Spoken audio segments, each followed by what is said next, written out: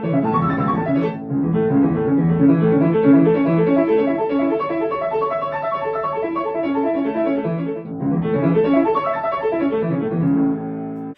this is Danae, and today's video is all about how I practice arpeggios. Arpeggios are a part of my daily warm-up routine. I've actually already made a video about my warm-up exercises that I do every day at the piano, which I'm going to link in the description box. So if you want, just click on the link and check it out. But today's video is a little more in-depth about my exercises concerning arpeggios, because many of you asked me how to best practice them, how you can overcome the difficult passages in arpeggios, and how you can play them as fast as possible. So if you are interested in seeing how I practice that, then keep on watching.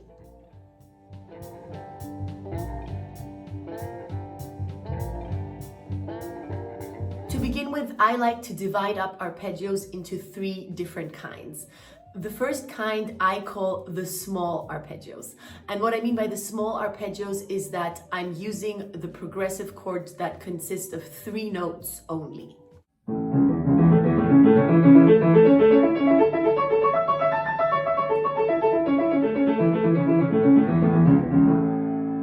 The second kind is what I call the big arpeggios, or the large arpeggios, and these are arpeggios that are made up of a progression of chords that have 4 notes each.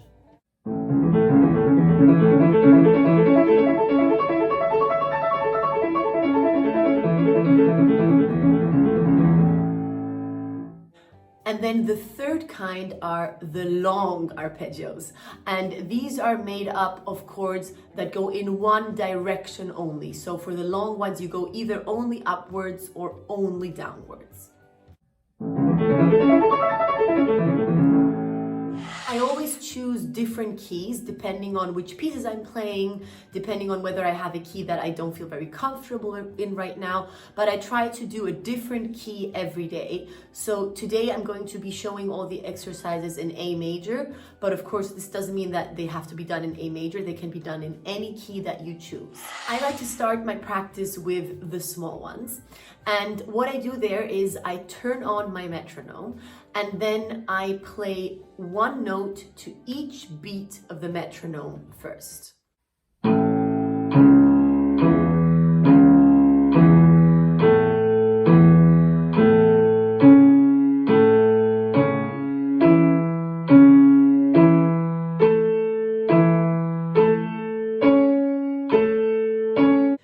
What I always try to keep in mind when practicing the small arpeggios is to have a motion for my wrist that starts downwards and then goes upwards as the arpeggio progresses. So the first note starts with a pretty low wrist, second one is a bit higher, and the third one is already quite high.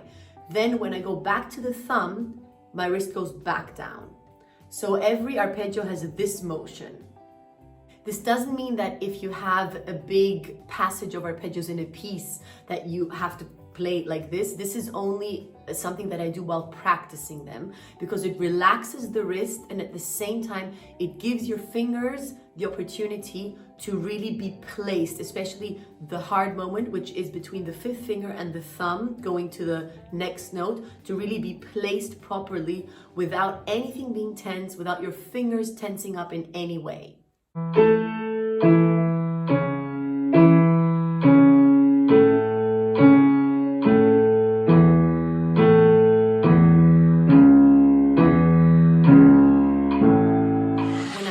Through the entire progression of chords or arpeggios, then I play 3 notes to each beat of the metronome.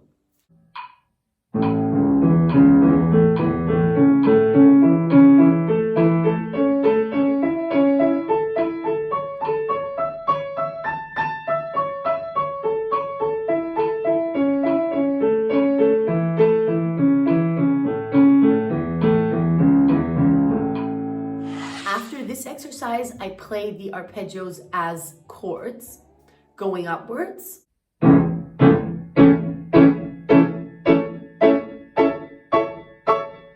and back downwards.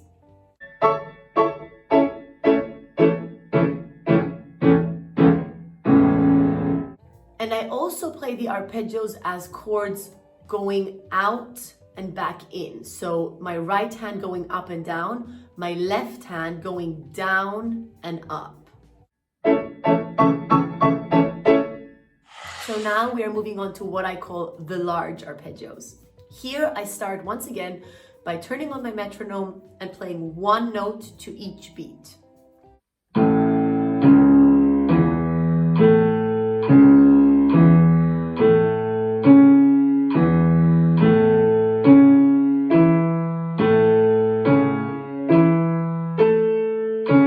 Again, I try to make sure that I start with my wrist low on the thumb.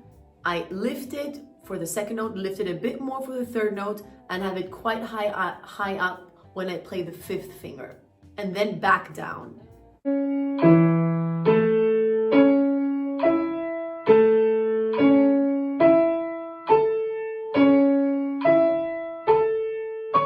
What is also important is that the elbow doesn't tense up and doesn't go outwards like this, especially when practicing the small and large arpeggios, not the long ones. The elbow is really supposed to stay at one position only, and the wrist is the part of the arm that is doing all the movement. So your elbow simply goes to the front and doesn't do anything like this.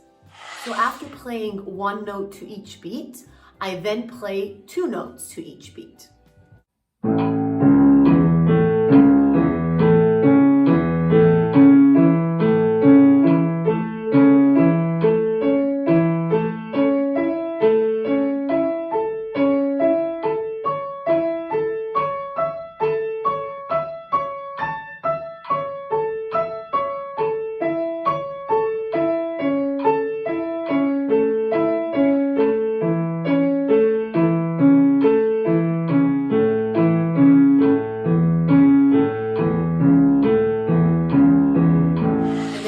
Exercise for the large arpeggios is that I play four notes to each beat, which is already quite fast.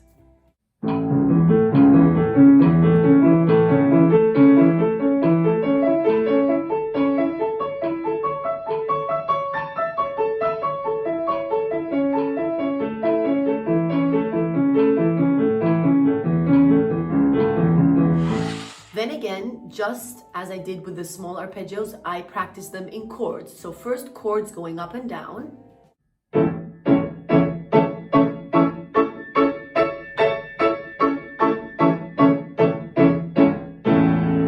And then chords going outwards. So the right hand going upwards, downwards, the left hand simultaneously going downwards and upwards. And now we're getting to the third kind of arpeggio, the long arpeggios, or what I call the long arpeggios. And these are, I find, the hardest, and also the ones that are used most often in pieces of any kind, in piano concertos, in sonatas, in studies. So these are the ones that I practice the most. And I start with an exercise that divides them up into one and two notes. So I always have the thumb play separately, and then the other two notes of the chord be played together.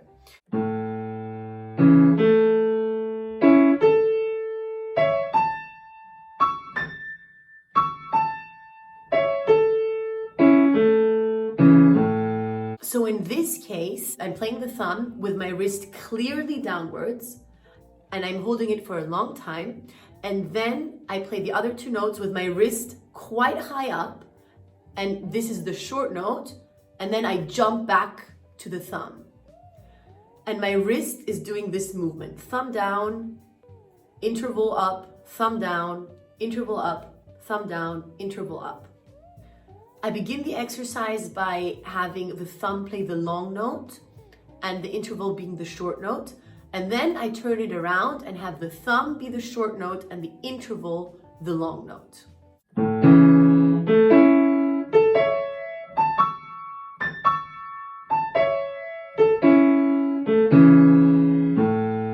With the long arpeggios, I practice my hands separately always, because I find that it is important that the left hand doesn't practice upwards, downwards, but rather downwards, upwards, so that it has the same feeling as the right hand.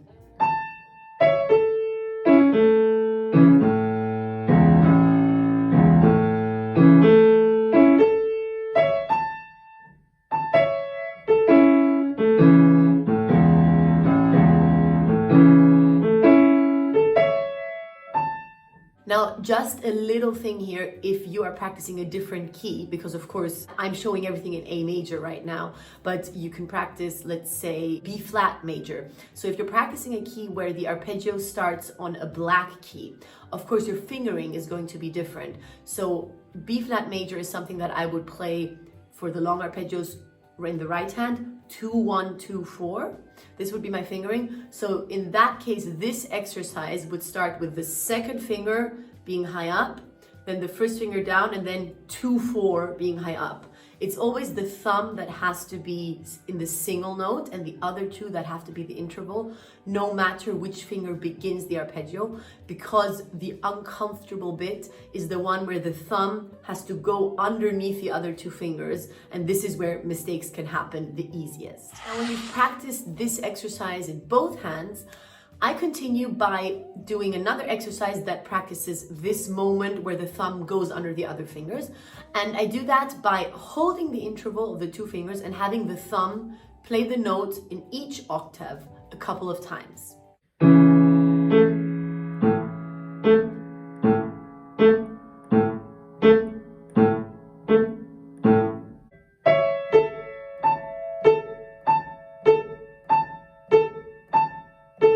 While doing that, I really try to make sure that my elbow doesn't do huge movements once again, but it's more my wrist that is giving space for the thumb to move. Of course, the elbow doesn't have to be tense and just be forced to stay there in one position. Of course, it has to give in a little bit, but I would always try to make sure that it doesn't go up to the shoulder level. The next level of that exercise that I also practice in both hands is that you play the whole arpeggio going upwards and then downwards, again to practice that thumb that jumps from the lower octave to the higher octave. This exercise I always start very slowly, then I do an accelerando until I reach the fastest tempo that I feel that I can play, and then I go back to the original slow tempo.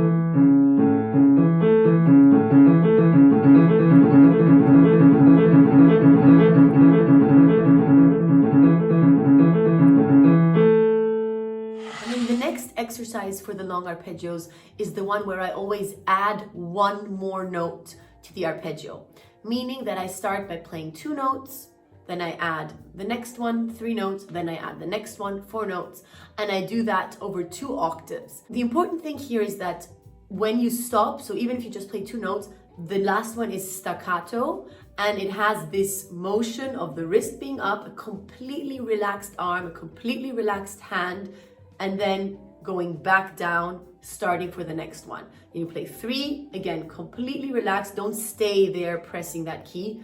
Just jump off, completely relaxed, and then going back down to start the next one.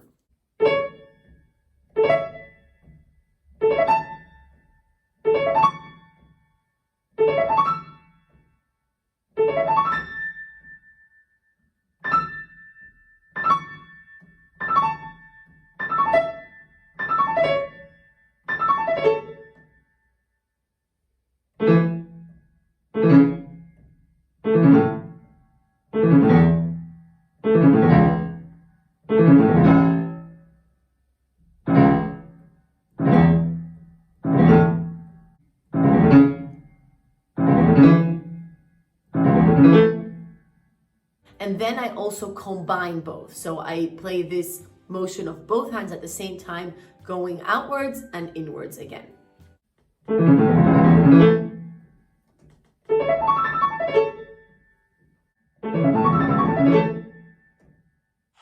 And finally, at the end, I play the whole long arpeggios up and down with both hands in the key that I've chosen for that day.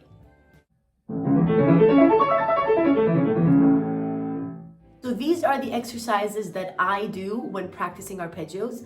These exercises are actually ones that I try to do every single day.